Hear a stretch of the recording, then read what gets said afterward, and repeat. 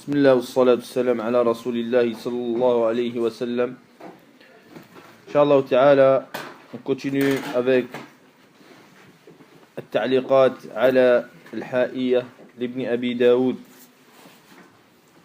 ونحن مع الدرس 19 من التعليقات. Donc on s'était arrêté, wallahu ta'ala a'lam, sur le vers 21. Sur le vers 21. Puis il y a le vers, on rentre dans le vers 22, Inch'Allah, où il dit وَقُلْ خَيْرَ قَوْلٍ فِي الصَّحَابَةِ كُلِّهِمْ, et dit la meilleure parole sur les compagnons dans leur globalité. وَلَا تَكُ طَعَانًا تَعِيبُ وَتَجْرَحُ, et ne sois pas ta'anan, c'est-à-dire quelqu'un qui va les viser par des mauvaises paroles et tu vas les blesser, dans le sens où tu vas toucher leur honneur et leur intégrité. فَقَدْ نَطَقَ الْوَحْيُ الْمُبِينُ بِفَضْلِهِمْ, certes, la parole ou bien la révélation claire a prouvé leur mérite. وفي الفتح أي في الصحابة تمدح, et dans la sourate al-Fath il y a un verset ou plusieurs versets même sur les compagnons qui prouvent leur mérite. Donc nous avions dit la dernière fois que nous avions parlé de la façon de se comporter avec les savants. Et nous avons expliqué qu'il y avait 3 manhaj dans la façon de se comporter avec les savants. Si mon esprit ne me dément pas, ma mémoire. Donc on avait dit que il y avait tarafan wa wasat, c'est-à-dire 2 extrêmes et un juste milieu. Et que le premier extrême, c'était de prendre toutes les paroles des savants et d'avoir un extrémisme dans leur suivi, au point où la personne, il prend tout, le vrai et le faux. Et nous avions dit en introduction que tous les savants se trompent. Et tous les gens qui parlent dans la religion se trompent. Car Cheikh al-Islam Taymi rahimahullah ta'ala, il a dit, si le savant ne se tromperait pas, il ferait partie des prophètes. Donc, il se trompe. Et nous nous trompons parfois. Et tout le monde se trompe. Mais al-ibratu bil-akthariya, c'est-à-dire que la personne, plus il a de bien et plus il a de muwafaqa lil-kitab wa sunnah, et que ses khatas sont très peu, eh bien celui-là, c'est quelqu'un que tu peux écouter et tu peux suivre. Bien sûr, tant que ces khatas ne sont pas faits au usul ad-din, tant qu'ils ne sont pas dans la base de la religion. Mais il y a le deuxième manhaj, qui est celui qui rejette le savant, les savants en général, que la parole soit bonne ou mauvaise, ils ne prennent rien. 2, eh bien ceux-là aussi sont dans un autre extrémisme. Et le juste milieu, c'est de prendre la vérité et de délaisser le faux et de conseiller avec sagesse et miséricorde lorsqu'on voit une erreur d'une personne. Donc c'était le dernier vers dont nous avions parlé. Ensuite il a dit وَقُلْ خَيْرَ قَوْلٍ فِي الصَّحَابَةِ كُلِّهِمْ, et dit la meilleure parole sur les compagnons dans leur globalité. Dans le sens où le musulman, Ahl Sunnah wal Jama'a, il a 2 wasf envers les compagnons du prophète sallallahu alayhi wa sallam. وقد تقدم أن القول إذا أطلق يشمل قول القلب واللسان.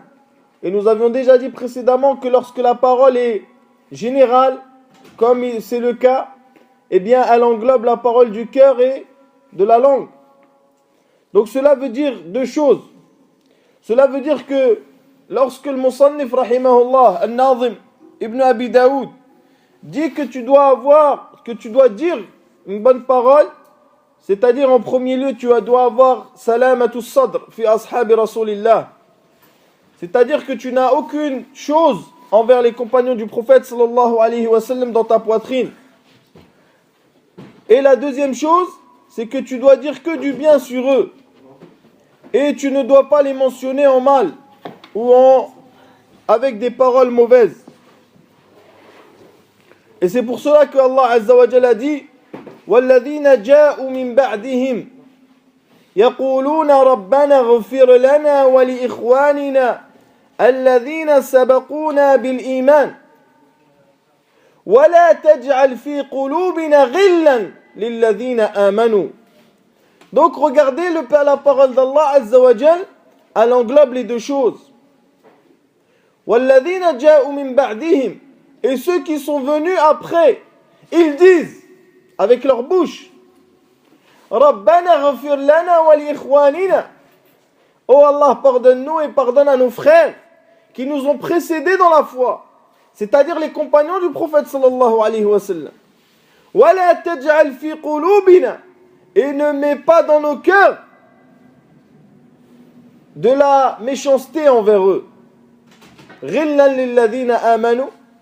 C'est-à-dire ceux qui les ont précédés. وَقُلْ خَيْرَ قَوْلٍ. Dis la meilleure parole. Dis avec ta langue, dis avec ta poitrine, dans le sens où elle est pure envers les compagnons du prophète sallallahu alayhi wa sallam. Fi sahabati, donc sur les compagnons du prophète sallallahu alayhi wa sallam. Et le compagnon, c'est celui qui a, selon les différents ta'rif, les différentes définitions du compagnon, c'est celui qui a rencontré le prophète sallallahu alayhi wa sallam et qui a cru en lui et qui est mort sur cela. Yani il est mort sur l'islam. Donc il a rencontré le prophète sallallahu alayhi wa sallam, il a cru en lui et il est mort sur l'islam. Donc mes très chers frères, il faut savoir que les compagnons du prophète sallallahu alayhi wa sallam, et ceci nous l'avons dit, ils ont beaucoup de mérites par rapport aux gens qui sont après eux. Parmi ces mérites qui sont innombrables, il y a le fait as-sabqu fil islam, c'est-à-dire qu'ils ont précédé tout le monde dans l'islam. Les compagnons du prophète sallallahu alayhi wa sallam, ce sont les premiers à avoir cru au prophète alayhi salatu wa sallam. Et ce sont les premiers à être rentrés dans l'islam, à avoir adoré Allah unique sans associé. Et là, je parle des compagnons en général. La deuxième qualité, le deuxième mérite qu'ont les compagnons du prophète, entre autres, as-sabru inda waqti ash-shidda. C'est-à-dire que les compagnons du prophète sallallahu alayhi wa sallam, ils ont patienté dans les moments les plus difficiles, dans les moments où l'islam était étrange et que l'islam était quelque chose de nouveau et que les gens la rejetaient. Eh bien les compagnons, ils ont patienté et ils ont resté sur le chemin de la droiture. Troisième mérite qu'ils ont, radiyallahu anhum, as-suhbah, c'est-à-dire la compagnie. Ils ont été les personnes que Allah Azza wa Jalla a choisies pour la compagnie de son prophète, alayhi as-salatu was-salam. Quatrième chose, al-hijratu wal-iwa, c'est-à-dire qu'ils étaient les compagnons, ceux qui ont émigré et ceux qui ont soutenu. C'est-à-dire, il y a ceux qui ont émigré et ceux qui ont soutenu, et ce sont eux les premiers à avoir émigré. Et ce sont les premiers aussi à avoir soutenu la religion. Cinquième qualité, an-nusratu li dinillahi azza wa jal. C'est-à-dire que ce sont les compagnons du prophète, dans le début de l'islam, qui ont soutenu l'islam et qui l'ont propagé dans les différentes contrées. Sixième fadl al-imamatu fil ilmi wal amal. C'est-à-dire, ils sont des imams dans la science et la pratique. Et la science, c'est la parole d'Allah, la parole du prophète et la parole des compagnons du prophète sallallahu alayhi wa sallam. Et jusqu'à Qiyam as-Sa'a, jusqu'à le jour de l'heure, les gens, lorsqu'ils voudront un tafsir, ils diront Qala ibn Abbas. Lorsqu'ils parleront d'une mas'ala fiqhiyya, ils diront Qala ibn Umar. Lorsqu'ils diront sur quelque chose qui est en relation avec la religion, ils diront Qala fulan min ashab rasulillah. Donc ce sont eux qui ont protégé la religion. Ce sont eux qui l'ont préservée pour cette communauté. Et ce sont eux qui ont transmis la sunna du prophète sallallahu alayhi wa sallam. Qui ont transmis le livre saint d'Allah azza wa jal, les paroles d'Allah. Septième fadl, tabliru hada ad-din. Ce sont eux qui ont transmis cette religion dans les contrées jusqu'à ce que l'islam a atteint des endroits que aujourd'hui même nous n'arrivons pas à imaginer que l'islam a atteint ces endroits-là. Et tout cela par le mérite des compagnons du prophète sallallahu alayhi wa sallam et leur attachement sincère à la religion d'Allah subhanahu wa ta'ala. Donc il dit وَقُلْ خَيْرَ قَوْلٍ فِي الصَّحَابَةِ كُلِّهِمْ. Dis la meilleure parole sur les compagnons en général, dans leur globalité. وَلَا تَكُ طَعَانًا تَعِيبُ وَتَجْرَحُ. Et ne sois pas quelqu'un qui insulte et qui dit des mauvaises choses ou qui blesse.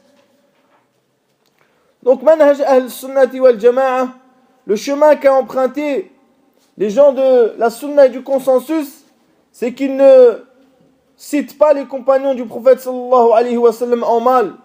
Ils ne les insultent pas, ils ne les dénigrent pas dans leur honneur et dans leur intégrité. وَالطَّعَانِ هُوَ الَّذِي يُكْثِرُ الطَّعْنِ. الطَّعَانِ, c'est celui qui insulte beaucoup et qui critique beaucoup.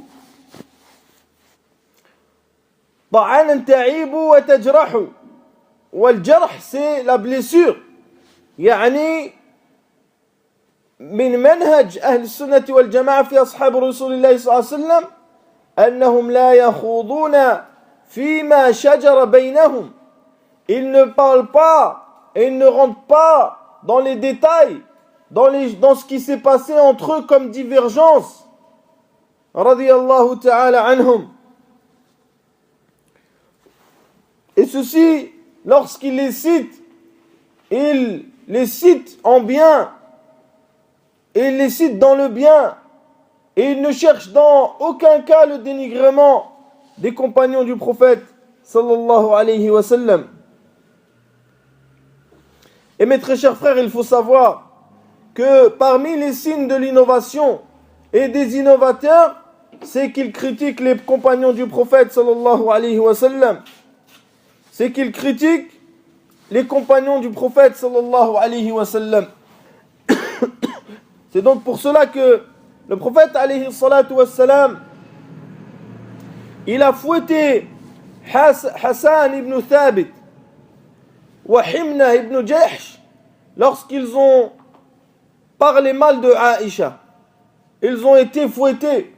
Donc il faut savoir que le fait de critiquer les compagnons du prophète sallallahu alayhi wa sallam, ou de le citer en mal, ou de parler en mal sur ce qui s'est passé entre eux, tout cela est un signe des gens de l'innovation et de l'égarement. Donc il dit, Ibn Mas'ud radiyallahu ta'ala anhu, Man kana muta'assiyan falyata'assa bi ashabi rasulillah sallallahu alayhi wa sallam. Celui qui veut prendre un exemple, eh bien qu'il prenne exemple sur les compagnons du prophète sallallahu alayhi wa sallam. Et il dit à Abu Zur'a, rahimahullah ta'ala, min kibar a'immatil hadith, un savant de la science de al-hadith, il dit, إذا رأيتم الرجل ينتقص أحدا من أصحاب رسول الله صلى الله عليه وسلم. Si vous voyez une personne critiquer ou parler en mal sur les compagnons du prophète sallallahu alayhi wa sallam, sachez فَاعْلَمُوا أَنَّهُ زِنْدِيقٌ. Sachez que c'est quelqu'un qui est un hypocrite ou quelqu'un qui n'a pas de religion. Az-Zindiq, c'est quelqu'un qui est soit il n'a pas de religion, c'est-à-dire quelqu'un qui joue avec la religion, ou bien quelqu'un qui est un hypocrite. لأن الدين حق والقرآن حق وإنما نقل لنا ذلك أصحاب رسول الله صلى الله عليه وسلم. Donc il dit, car la religion est vérité et le Coran est vérité, et ceux qui nous ont transmis cela sont les compagnons du prophète sallallahu alayhi wa sallam. Et il dit ceux qui ont voulu les critiquer, ceux qui ont transmis le Coran et la Sunna, ils ne veulent pas les compagnons, mais ils veulent le livre d'Allah et la Sunna du prophète sallallahu alayhi wa sallam. Dans le sens où ils veulent critiquer le Coran et la Sunna du prophète sallallahu alayhi wa sallam. وَهُمْ بِالْجَرْحِ أَوْلَى وَهُمْ زَنَادِقَةٌ. Il dit, eux, ils sont en premier lieu des gens qu'il faut critiquer, et c'est des gens qui n'ont pas de religion. Donc c'est pour ça, mes très chers frères, que les compagnons, nous devons de les respecter et nous devons de leur donner leurs droits.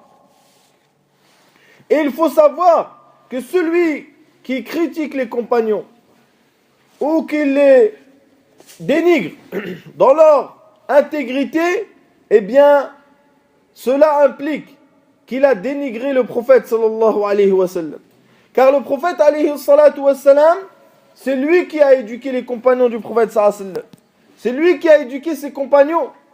C'est lui qui leur a enseigné la religion. C'est lui qui a conseillé sa communauté de les suivre après lui. Il a conseillé sa communauté de les suivre après lui. Donc, celui qui va dénigrer les compagnons du prophète sallallahu alayhi wa sallam dans leur intégrité, eh bien, il a dénigré le prophète alayhi salatu wa sallam. Et celui qui aura dénigré les compagnons du prophète sallallahu alayhi wa sallam, il a dénigré Allah azza wa jal wal iyadu billah.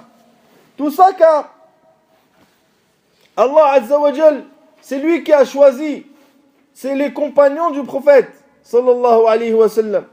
Il les a choisis pour sa compagnie, subhanahu wa ta'ala. Donc c'est pour ça, mes très chers frères, que celui qui dénigre les compagnons, il a dénigré Allah et son prophète sallallahu alayhi wa sallam. Donc il faut savoir que les compagnons du prophète, ils ont des droits envers les musulmans. Ils ont des huquq que chaque musulman doit donner aux compagnons du prophète sallallahu alayhi wa sallam. Ou pardon, aux compagnons du prophète sallallahu alayhi wa sallam. Parmi ces droits qu'ont les compagnons du prophète sallallahu alayhi wa sallam, c'est que nous devons, et c'est une obligation, de les aimer pour Allah azza wa jal. Et ceci car, comme nous avions cité précédemment les hadiths, où parmi les signes de la foi, c'est que la personne, il aime les compagnons du prophète sallallahu alayhi wa sallam. Et parmi les signes de l'hypocrisie, c'est que la personne, il dénigre et il déteste les compagnons. En l'occurrence, dans le hadith, c'était les Ansar. Et ceci est un droit que les compagnons, ils ont envers nous. Parmi les droits qu'ont les compagnons aussi envers les musulmans, c'est de les soutenir et de les défendre.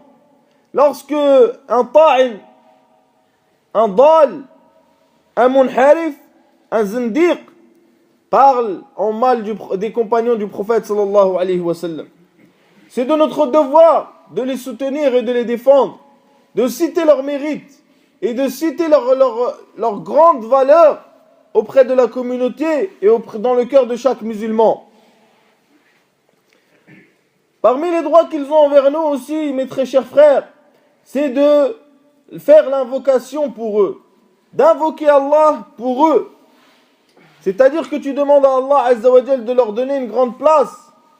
Tu demandes à Allah azza wa jal de leur donner la plus grande place. Et ceci comme il est venu dans les paroles d'Allah azza wa jal, lorsqu'il dit وَالَّذِينَ جَاءُوا مِن بَعْدِهِمْ, et ceux qui sont venus après, ils disent: ô notre Seigneur, pardonne à ceux qui nous ont précédés. Quatrième droit, c'est que nous connaissions et que nous apprenons leur vie, leur mérite, leurs paroles qu'ils ont laissées derrière eux. Que nous apprenions toutes ces paroles, tous ces dires qui sont remplis de science et de fiqh, et que nous les transmettions. Cinquième chose, c'est que on se tait sur ce qui s'est passé entre eux, que nous nous taisions sur ce qui s'est passé entre les compagnons du prophète sallallahu alayhi wa sallam, comme divergence, et nous nous taisions dans le sens où nous les insultons pas, où nous les critiquons pas avec nos langues. Et c'est pour ça que l'imam Ahmad rahimahullah ta'ala, il dit: il est interdit à une personne de citer une chose des compagnons qui étaient mauvaises ou de les critiquer.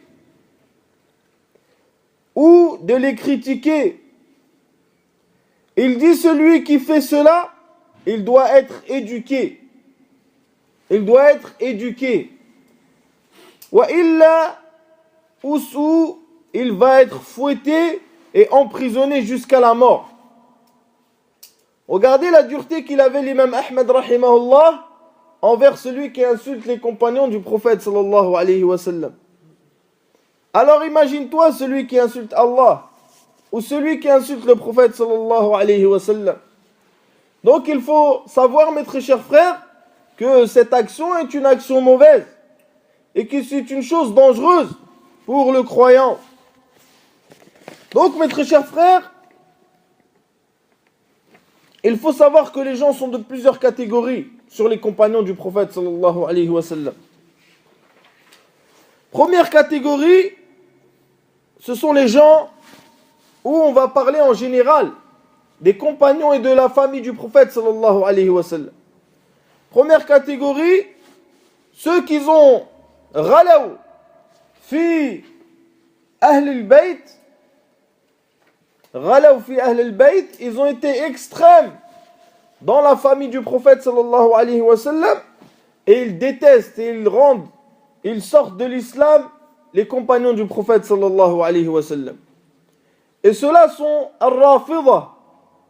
Ce sont les Ar-Rafida, les chiites, qui ont pris la famille du prophète sallallahu alayhi wa sallam et ils ont eu un extrémisme dans leur comportement envers eux, jusqu'à ce que certains d'entre eux se considèrent Ali ou d'autres comme étant une divinité en dehors d'Allah. Et c'est pour ça que Cheikh l'Islam Taymiyyah rahimahullah ta'ala, il les coupe en trois catégories. Al-Rafida. Les premiers, c'est Al-Mu'alliha, c'est-à-dire ceux qui ont considéré Ali comme étant une divinité en dehors d'Allah. Et ceux-là sont des kuffars, bi-ijma' al-muslimin. Wa man tawaqqafa fi takfirihim fa huwa kafir. Ceux-là, ce sont des kuffars, c'est-à-dire qu'ils ont considéré Ali comme étant un ilah en dehors d'Allah. Et ceux qui s'est arrêté sur le fait de dire que c'était des kuffars, eh bien lui-même est un kafir. Et cela s'appelle al-mu'alliha, c'est-à-dire ceux qu'ils ont pris comme divinité Ali radiyallahu ta'ala an. Al-mufaddila, c'est le deuxième. Wal-mufaddila hum alladhina faddalu aliyan ala ghayrihi min ashabi rasulillah. Al-Mufaddila, c'est ceux-là qui ont préféré Ali sur Abu Bakr ou Omar. Ils ont préféré Ali sur Abu Bakr ou Omar. Troisième catégorie, c'est As-Sabbaba. As-Sabbaba, c'est ceux qui ont insulté les compagnons du prophète sallallahu alayhi wa sallam dans leur globalité. Donc, summu bir-Rafida ils les ont appelés Ar-Rafida. Pourquoi? Parce qu'ils ont repoussé Zayd ibn Ali, ibn al-Hussein ibn Ali. Lorsqu'ils lui ont demandé qu'est-ce que tu penses de Abu Bakr et Omar, فأثنى عليهم فرفضوه فسميت الرافضة.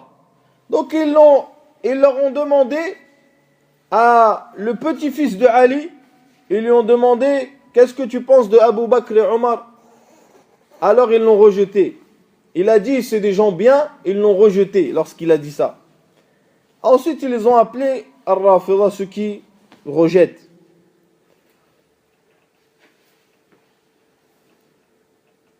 Deuxième chose, mes très chers frères, c'est ceux qui ont dénigré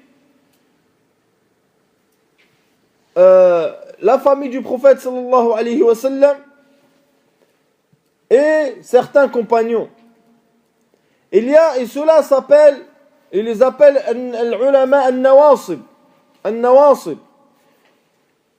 Et ils les ont appelés comme cela car nasabul ida li ahli al-bayt.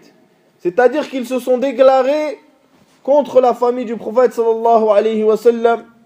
Et parmi eux, il y a al-Khawarij qui rentrent car ils ont dénigré et rendu mécréants certains compagnons du prophète sallallahu alayhi wa sallam.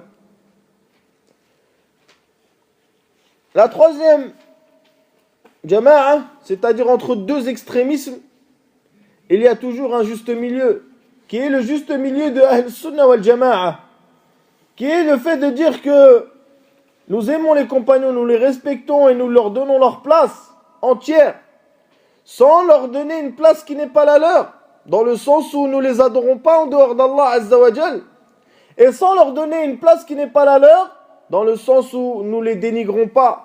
Nous ne parlons pas d'eux en mal. Et lorsque nous parlons d'eux dans le bien et dans le mérite. Voilà donc mes frères les trois catégories de personnes qui font partie des gens en fait. J'allais dire qu'ils font partie de la communauté, mais c'est pas vrai. Qui font partie des gens en général par rapport au fait de se comporter envers les compagnons. Il faut savoir qu'il y a un point qui est essentiel, et c'est le jugement de celui qui insulte les compagnons du prophète sallallahu alayhi wa sallam. Et on peut partager ce jugement en trois catégories. La première catégorie, c'est ceux qui ont insulté la majorité des compagnons et qui les ont dénigrés dans leur religion et dans leur intégrité, qui les ont considérés comme étant des mécréants ou des pervers. Eh bien, ceux-là sont des mécréants, avec le consensus des savants.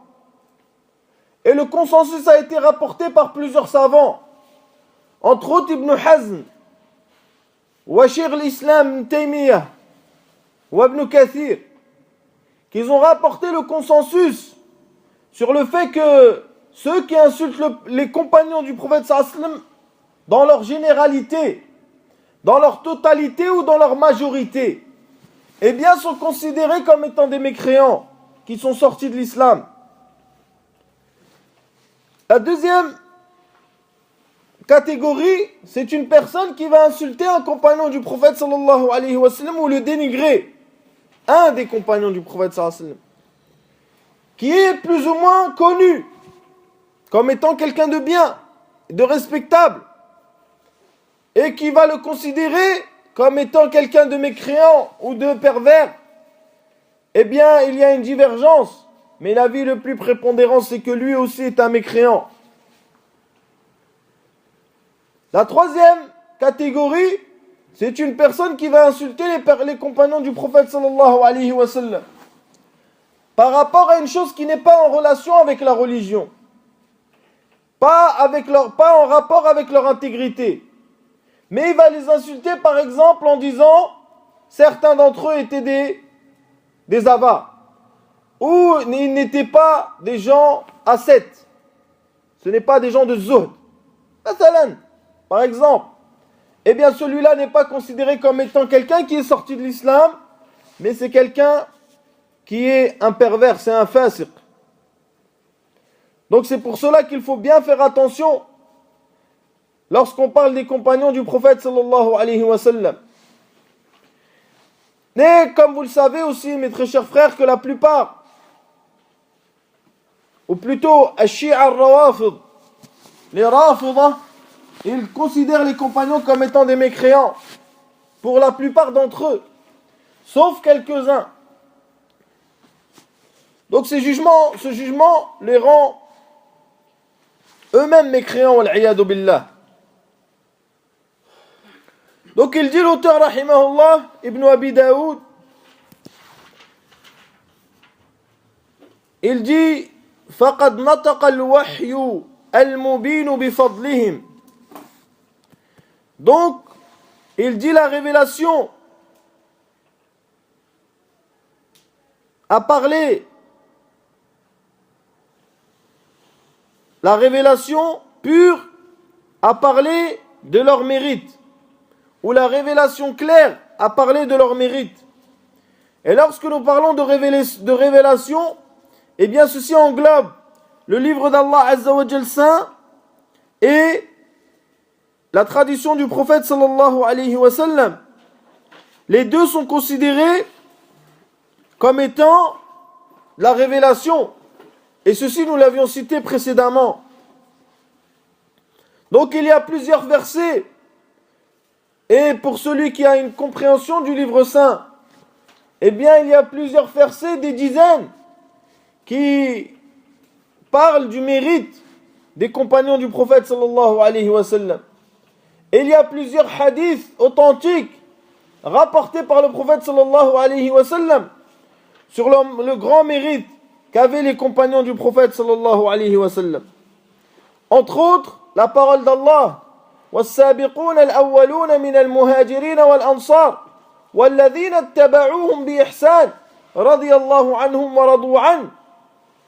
Entre autres, la parole où Allah dit: et ceux qu'ils ont précédés parmi les immigrants et ceux qui les ont soutenus et ceux qui les ont suivis de la meilleure des façons, Allah est satisfait d'eux, ils sont satisfaits de lui.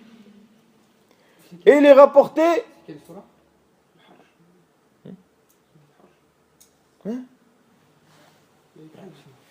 Ensuite, il est rapporté d'après Abi Huraira radiyallahu ta'ala anhu, où le prophète sallallahu alayhi wa sallam a dit: La tasubbu ashabi, la tasubbu ashabi.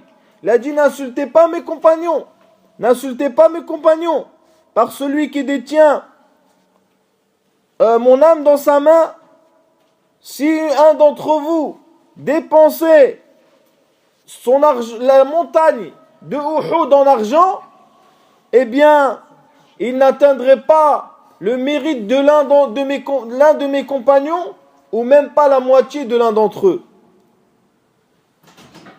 Voyez ? C'est-à-dire que le mérite des compagnons est tellement grand que nous pourrons atteindre la mérite d'un compagnon, même en faisant les plus grandes actions. Il est rapporté aussi que le prophète sallallahu alayhi wa sallam a ordonné à sa communauté de suivre les compagnons du prophète sallallahu alayhi wa sallam. Il a ordonné de les suivre. Alaykum bi sunnati wa sunnati al-khulafa ar-rashidin al-mahdiyyin min ba'di. Prenez ma tradition et la tradition des califes bien guidés après moi. Donc ce hadith est connu, je pense, par tous. وفي الفتح آي في الصحابة تمدح. Et dans Al-Fath, la sourate Al-Fath, il y a un verset sur les compagnons qui les louent, qui louent leur mérite, radiyallahu anhum. Donc, sourate Al-Fath, Allah subhanahu wa ta'ala dit: لقد رضي الله عن المؤمنين إذ يبايعونك تحت الشجرة فعلم ما في قلوبهم.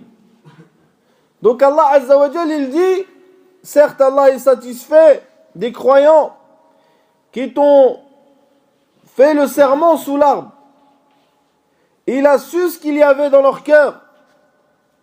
Et ceci s'est passé dans l'année 6, après l'émigration du prophète sallallahu alayhi wa sallam, dans le pacte de l'Hudaybiyah. Lorsque les compagnons du prophète sallallahu alayhi wa sallam ont fait le pacte avec le prophète alayhi salatu wa sallam.